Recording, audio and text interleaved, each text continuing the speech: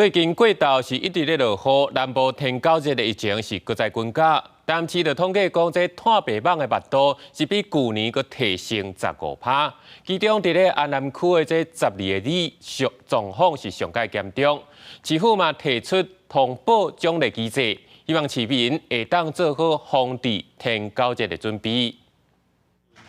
志工团全副武装找炭白员，针对厝内外有积水的桶仔，拢甲拍开检查。台南安南区去年天狗节的病例有3254例，病例数是全台南第3济的，比去年较大，拢唔加放零。我家本身也登过热过的，我惊一个，政府啊有水啊，就甲倒掉伊啊，啊无洗网桶啊。阮逐礼拜拢个分配，遮吼，甲一礼拜几个啊，5、6个啊，定10个安尼，哦啊，逐礼拜拢出分配出来用安尼。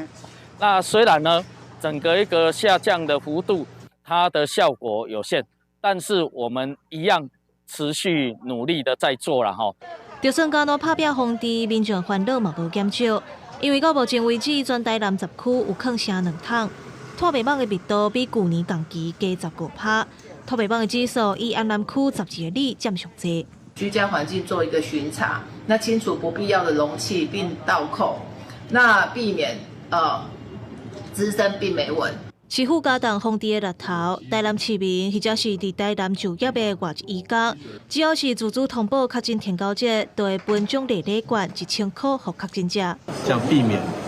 扩散出去，因为去年已经有发现出席扩散，而且有很多隐藏的病例是我们不知道。强调境外移入跟本土病例只有一线之隔，大家都绷紧神经。 台南市目前已经有9个带病入境的案例，虽然本土病例同款无半个，不过最近雨较高，就惊去年天狗节疫情的状况会搁反复扬起来。记者文正雄台南报道。